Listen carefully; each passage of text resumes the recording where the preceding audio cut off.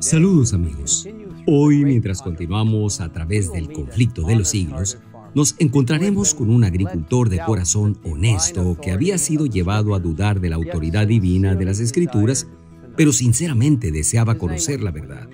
Su nombre era Guillermo Miller y fue especialmente elegido por Dios para liderar la proclamación de la segunda venida de Cristo. Guillermo Miller nació el 15 de febrero de 1782 en el estado de Massachusetts, en los Estados Unidos. Cuando tenía 4 años de edad, su familia se mudó a la zona rural de Lowhampton, en el estado de Nueva York. Incluso cuando era pequeño, Guillermo mostró signos de ser brillante. Leemos en el conflicto de los siglos, aunque no gozara de las ventajas de una instrucción académica, su amor al estudio y el hábito de reflexionar cuidadosamente, junto con su agudo criterio, hacían de él un hombre de sano juicio y de vasta comprensión.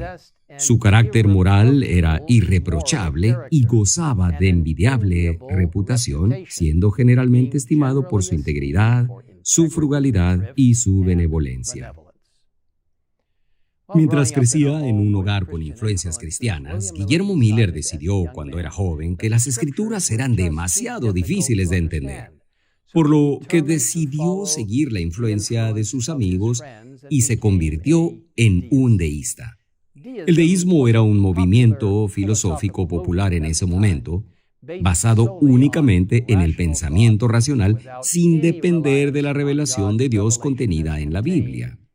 Si bien los deístas afirmaron creer en la existencia de Dios, rechazaron la idea de que Él tuviera alguna participación en el universo después de crearlo. Guillermo Miller siguió siendo deísta durante unos 12 años. Pero a la edad de 34 años, el Espíritu Santo tocó su corazón. Al darse cuenta de que no tenía ninguna garantía de felicidad más allá de la tumba, Miller luchó con sus propios pensamientos durante varios meses. Más tarde escribió: cuanto más discurría, tanto más lejos estaba de la demostración. Cuanto más pensaba, tanto más divergentes eran las conclusiones a que llegaba. Traté de no pensar más, pero ya no era dueño de mis pensamientos. Sabía que algo andaba mal, pero no sabía ni dónde ni cómo encontrar lo correcto y justo. Gemía, pero lo hacía sin esperanza. El pobre Guillermo continuó en este estado terrible hasta que, de pronto, escribió: el carácter de un Salvador se grabó hondamente en mi espíritu. Me pareció que bien podía existir un ser tan bueno y compasivo que expiara nuestras transgresiones. Sentí inmediatamente cuán amable había de ser este alguien. Y me imaginé que podría yo echarme en sus brazos y confiar en su misericordia. Miller anheló encontrar un ser así y decidió recurrir a la Biblia, aun cuando anteriormente la había visto como un libro sin inspiración. Discerní que la Biblia presentaba precisamente a un Salvador como el que yo necesitaba, escribió, pero no veía cómo un libro no inspirado pudiera desarrollar principios tan perfectamente adaptados a las necesidades de un mundo caído. Me vi obligado a admitir que las Sagradas Escrituras debían ser una revelación de Dios. Llegaron a ser mi deleite y encontré en Jesús a un amigo. Las Escrituras, escribió Miller, que antes eran oscuras y contradictorias, se volvieron entonces antorcha a mis pies y luz a mi senda. Mi espíritu obtuvo calma y satisfacción. Encontré que el Señor Dios era una roca en medio del océano de la vida. Mientras Miller profesó públicamente su fe en la religión que una vez había despreciado, sus antiguos amigos se volvieron rápidamente hacia él utilizando los mismos argumentos que había declarado para refutar la autoridad divina de las Escrituras.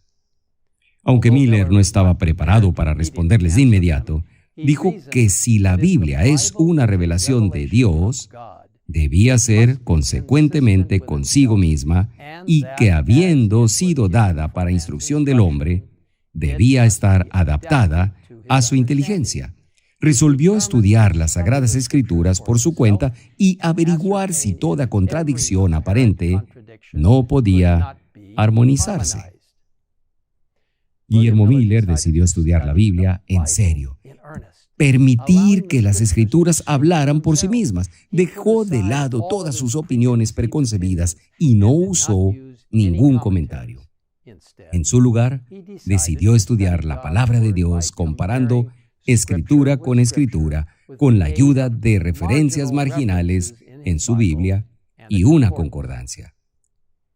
Adelantó de manera regular y metódica, comenzando con Génesis, leyendo verso a verso. No fue más rápido de lo que pudo entender. Cuando se encontró con un texto que no parecía claro, usando su concordancia, lo comparó con cualquier otro pasaje de las Escrituras que trataba el tema, hasta que el mensaje entró en plena armonía. Luego pasó al siguiente verso. Dios bendijo a Guillermo Miller. Leemos que a medida que estudiaba y oraba fervorosamente para que Dios le alumbrara, lo que antes le había parecido oscuro se le aclaraba.